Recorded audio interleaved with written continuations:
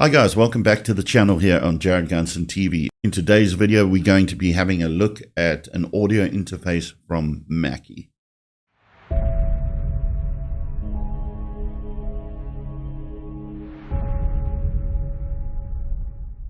Combining high-resolution 24-bit 192 kHz converters with premium MACKIE analog circuitry and built like a tank hardware design, the bus-powered Onyx series USB audio interfaces give you the power to capture your best performance and experience media with pristine fidelity at home or on the go. Perfect for singer-songwriters and content creators. Alright, in today's video we are checking out a small 2-in, 2-out audio interface. This is the Onyx Producer 2.2 audio interface from MACKIE. Perfect for home recording, setting up a studio, getting good quality at home, doing demo recordings, mixing and mastering albums, that sort of thing. I've been using this for the past 2 to 3 weeks, mixing and mastering.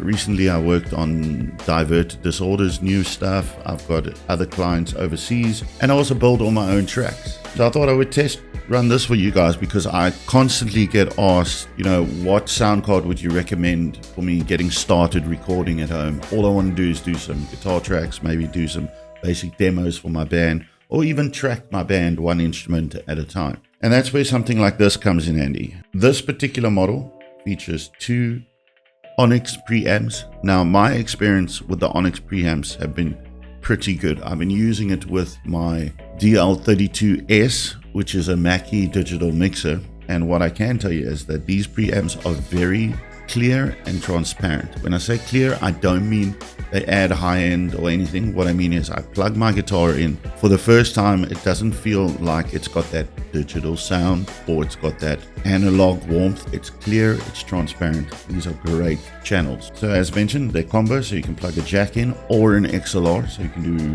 vocals, or you can plug your guitar straight in if you want to use virtual amp sims. And if you're going to be doing something like that, they each come with a high Z button. Each channel has its own gain. I find when running guitar pedals around there usually works. If I'm going to be monitoring using the mix dial, so if I go all the way this way, we listen directly to whatever is plugged into these 2 inputs. And if we go all the way this way, we're listening to only the sound from our computer. And if we go to the middle at 12 o'clock, it clicks nicely into place. Then we're listening to 50-50. So it drops the level of each and gives you a basic mix. The only thing I would like to see one of these brands do is if I'm plugging a stereo guitar pedal in and I want to listen to the guitar, I would like a monitoring mode that puts these 2 channels in stereo, so it pans them left and right. So either a stereo or mono button would be something I'd like to see. Nothing wrong with MACKIE for doing this. This is how everyone does it. This is your monitoring mix level. It's a nice big, which feels like an old school hi-fi type knob, which works. You've got 48 volts phantom power, and then you've got a headphone preamp out over there. We've got little rubber feet on the bottom, which will help keeping it sturdy on the desk. We've got some lovely MACKIE Running Man branding at the top, and you can see this finish is a sort of brushed metal look, which I do quite enjoy.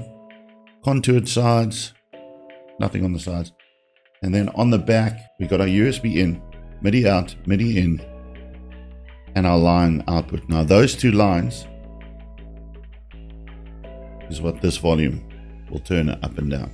Powers up with a green LED, and when you've got signal coming into these 2 channels, you will see your green lights. You can have a look here at the high Z button when you turn that on. Nice MACKIE green, 48 volts phantom power, also green.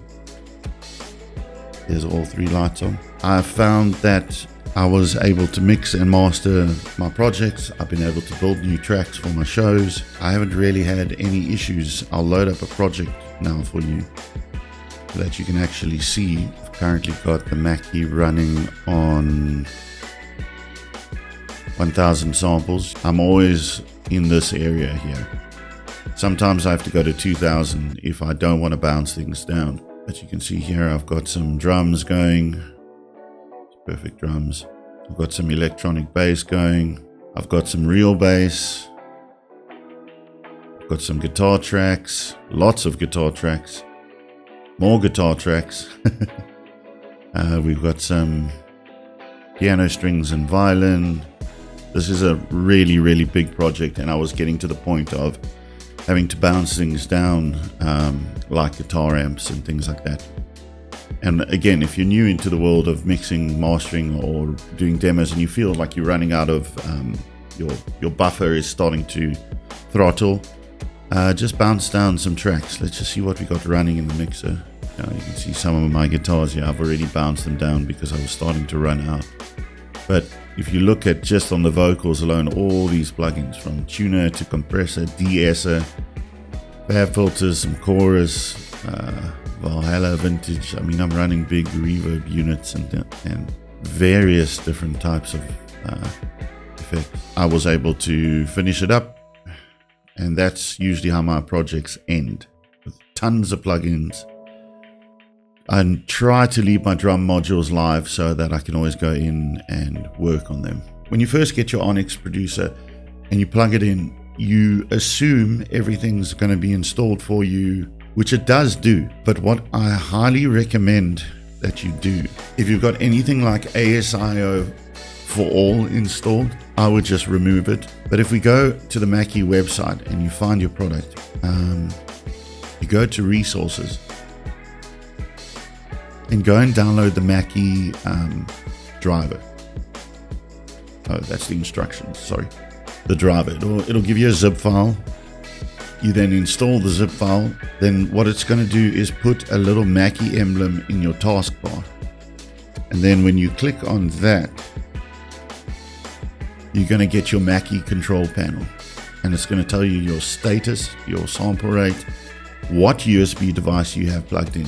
I got confused here because I was trying a variety of different items, from the USB microphones to this, to my digital mixer, and I didn't realize I need to check this. And what was happening was it was set on the mixer, and I was trying to get Studio One to use the MACKIE driver, and it kept going, device unavailable, and I'm sitting there going, I've installed the device, I'm picking MACKIE, what's wrong? What that means in your software, so if you go into here, under your DAW, under your audio device, and you pick MACKIE, what that means is it's picking this control panel, and this control panel has to be on the correct device that you're using. If you've only got one MACKIE device, then you're fine. Other things under here is it will tell you your format. You can be 16-bit, 24-bit, 2-channel is all it does. Your buffer size, safe mode. You've got some volumes, ins and outs, which I haven't really messed with, to be honest. Your info, and ASIO compatible. You see, it is its own ASIO driver, so you don't need to stress about you installing something like ASIO for all. Now, I know that in this sort of world of audio interfaces, you've got a variety of options available to you. And you get, for example, you get your Focusrite, which is in a 2-in, 2-out. I don't know how the Focusrite buffer, if it's any stronger or not. Now, I know a lot of guys are going to want to save a buck, and they're going to go for things like the something from Behringer. And if that's all you can afford, then they all do the same thing. But then with the interface like that, you then have to go and download ASIO for all, because it doesn't have its own ASIO drivers. And if you want to do anything in the world of audio, you have to have a device that has ASIO 2 drivers.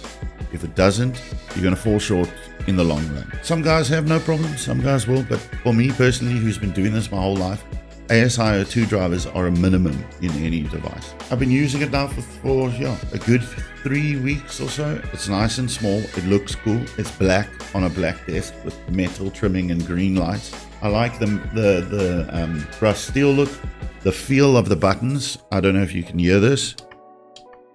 Don't know if you can hear that. The buttons feel solid. They're not squishy, they're hard. The dials have got resistance. Your mix at 12 o'clock locks into place. I think it's a good unit. I haven't used my 2X2M for as long as I possibly can. I would rather set up a pedal than use that device, because I found when it got to 0, when mixing and mastering, I would get clipping. I don't get that on the Mackie. If you're in the world of audio, or just getting into the world of audio, or want to mix and master from home, do demo recordings, reamp guitars, all that sort of stuff, I highly recommend that you look into one of these. Let me know what you think down below. I've got plenty more studio gear coming up, and thank you to the guys from Mackie, South Africa, for sending me a couple of items so that I can share them with you guys. All thoughts and opinions are my own. No one gets to see this before I upload it. I'll see you guys in the next video. Thanks for watching.